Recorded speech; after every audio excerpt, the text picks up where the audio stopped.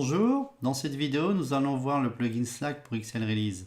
Cette vidéo est à destination des personnes ayant déjà utilisé XL Release et qui souhaitent utiliser le plugin Slack.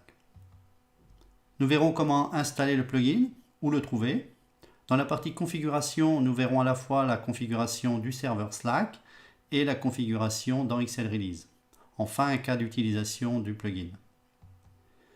Le plugin Slack fait partie de ce que l'on appelle les plugins communautaires. Ce sont des plugins open source qui sont disponibles gratuitement sur github.com/xebialabs-community. Vous pouvez les télécharger, les modifier, les recompiler. Ils ne sont supportés que par la communauté. Sur le site github.com/xebialabs-community, vous allez trouver l'ensemble des plugins communautaires, à la fois les plugins pour XL Deploy et pour XL Release.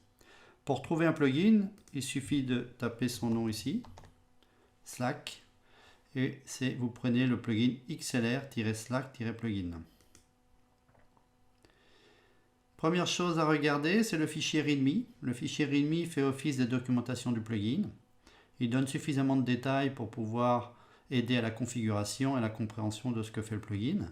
Nous verrons en majorité ce qui est décrit ici. Il y a toute la partie configuration, également détail de toutes les tâches qui sont fournies avec le plugin pour XL Release. Et enfin, tout en bas, toute la partie configuration du serveur Slack. Pour télécharger le plugin, vous revenez tout en haut ici et vous cliquez sur la partie Release. Vous prenez la dernière release, la version 1.1 dans mon cas, et vous cliquez sur le fichier jar. C'est le seul fichier à télécharger. XLR-Slack-plugin-1.1.1.jar. Une fois que vous avez téléchargé le fichier jar, vous arrêtez votre instance XL Release et vous venez ici dans le répertoire d'installation. Ici, je suis sous Mac, mais sous Windows ou Linux, c'est exactement pareil. Vous allez dans le sous-répertoire Plugins et enfin dans Local. Et vous copiez le fichier jar dans ce répertoire. Veillez à ne pas avoir deux versions du même plugin, car vous n'arriverez pas à démarrer l'instance XL Release.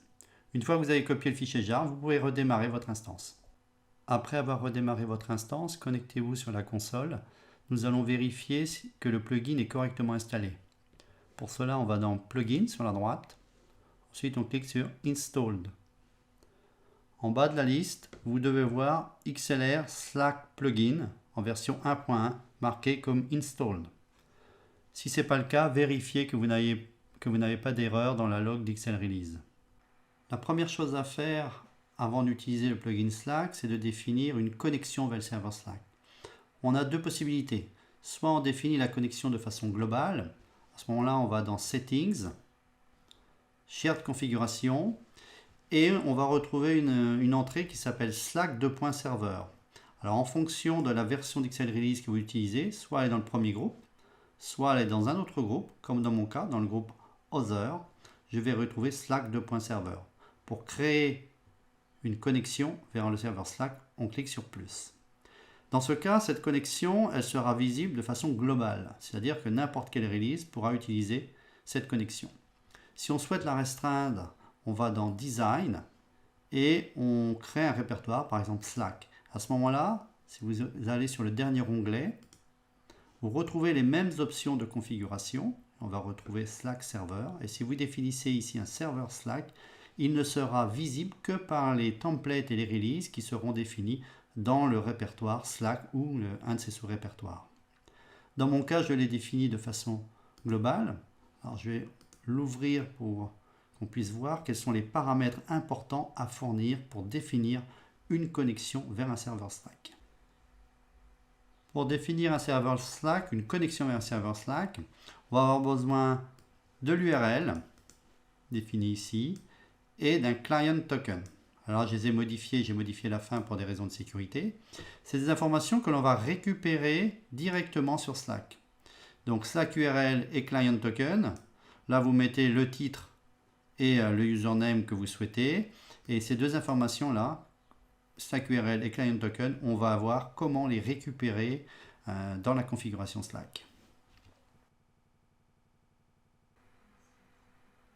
Pour retrouver les deux informations nécessaires à XL Release pour se connecter à Slack, vous connectez à Slack, vous allez sur api.slack.com/apps et vous créez une nouvelle application. C'est très simple, hein. Vous créez sur Create New App, vous rentrez un nom et vous choisissez un workspace. Moi j'ai déjà créé une application qui s'appelle XL Release Notification. Première chose à récupérer et à vérifier, c'est la partie Webhooks. Donc vous cliquez sur Feature en fonctionnalité et vous vérifiez que Incoming Webhooks est activé. Et vous cliquez ensuite sur Incoming Webhooks. Je ne vais pas le faire pour des raisons de sécurité, mais vous allez récupérer l'URL, vous allez pouvoir la copier et la placer dans cette partie ici, Slack URL, dans XL Release. Ensuite, vous cliquez sur OAuth et permissions et vous allez récupérer le token que vous allez pouvoir placer ici dans Client Token. Dès que vous avez ces deux informations dans XL Release, la connexion vers le serveur Slack est terminée. Vous revenez sur le serveur Slack et vous cliquez sur OAuth et permissions. En bas de la page, vous devez rajouter des User Token Scope, Channel Read, Channel Write, User Read Email, tout simplement en cliquant sur Add on OAuth Scope. Dès que vous avez rajouté ces 4 scopes, la configuration du serveur Slack est terminée. Vous pouvez revenir sur XL Release. Nous allons maintenant voir un cas d'utilisation du plugin Slack avec XL Release. Donc pour ça, on va créer un template de release. Donc dans le répertoire Slack ici, j'ai déjà préparé un template de release. Donc pour en créer un nouveau, en fait, vous faites Add Template. Moi, je vais l'ouvrir. C'est un template qui est très simple. C'est un template qui mixe à la fois des tâches automatiques et des tâches manuelles. J'ai 3 phases de définies, la phase Dev, QA et Production qui correspondent à des environnements, Dev, QA, Production. Dans l'environnement Dev, je commence par appeler un serveur Jenkins en passant en paramètres, vous voyez $app et $version, des paramètres que je vais définir au moment où je vais lancer ma release. Donc je demande le build de l'application. Jenkins va créer l'application et va la définir dans un serveur XL Deploy. Seconde tâche automatique, c'est le déploiement dans l'environnement dev de l'application par XL Deploy. En troisième tâche, une tâche manuelle que j'ai associée à l'équipe des développeurs pour vérifier que le déploiement s'est correctement effectué. Dans QA, eh bien, on va réutiliser XL Deploy pour déployer la même application dans l'environnement de test. C'est une tâche automatique. Ensuite, on fait des tests. Donc là, c'est l'équipe QA qui va s'en charger. C'est simulé par une tâche manuelle. Enfin, production. D'abord une tâche manuelle. Ici, ce qu'on appelle une gate. C'est un go-no-go associé au manager. On valide si oui ou non on va en production.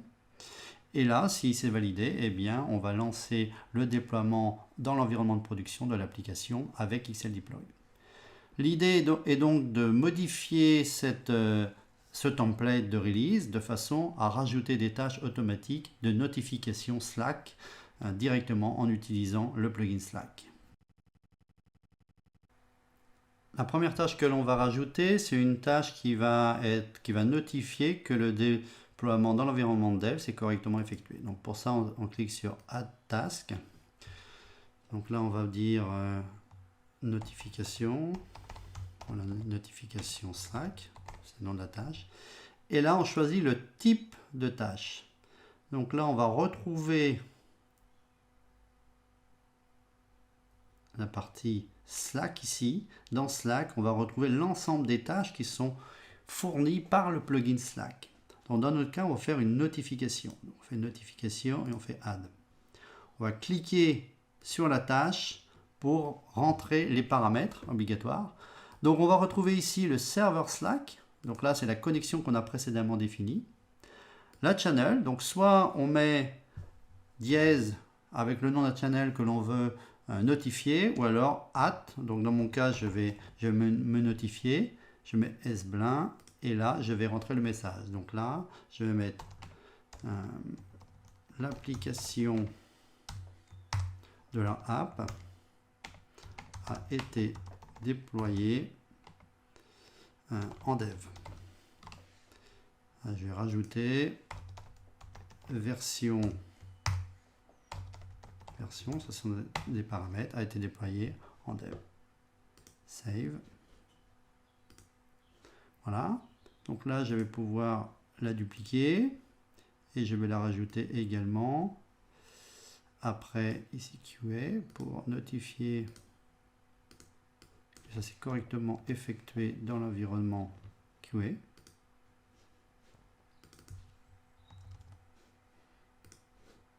Même chose pour la production.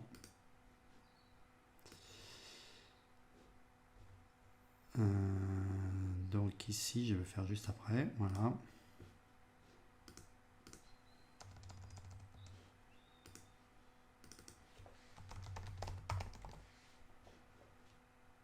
Je clique sur Save. Voilà. Donc là, on a modifié tout simplement en rajoutant 3 tâches automatiques pour notifier. Donc là, on va la mettre quand même avant le déploiement automatique. Comme ça, l'équipe de développeurs va être notifiée que l'application a été déployée en dev. Ensuite, dès qu'il valide que tout est OK, on déploie, on notifie, on fait les tests, on valide, on déploie et on est notifié que c'est correctement déployé.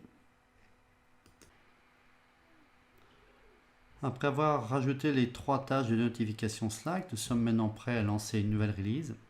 L'exemple que je voudrais vous montrer, c'est le déploiement d'une application qui s'appelle Demo Web App via XLDeploy. Donc elle est déjà définie dans XLDeploy. J'ai déjà quelques versions de définies, version 1.1 jusqu'à la version 1.7. Si on regarde son pipeline, on voit que la version 1.7 est en dev, également en test et également en production. Donc ce que je vais faire dans cette release, c'est demander la création d'une version 1.8, la déployer en dev, en test et en prod, et puis recevoir des notifications Slack. Pour cela, j'ai ouvert derrière ici le Slack, donc on devrait recevoir en temps réel des notifications. Donc on va dans XL Release et puis on clique sur le bouton New Release. Donc à partir du template, on crée une release. Donc là, je vais l'appeler version 1.8. Mon application, donc ce sont mes 2 paramètres obligatoires. Demo Web App, version 1.8. Je crée. Par défaut, elle est au statut planifié. Je vais la démarrer en cliquant sur Start Release. Voilà, je la démarre immédiatement.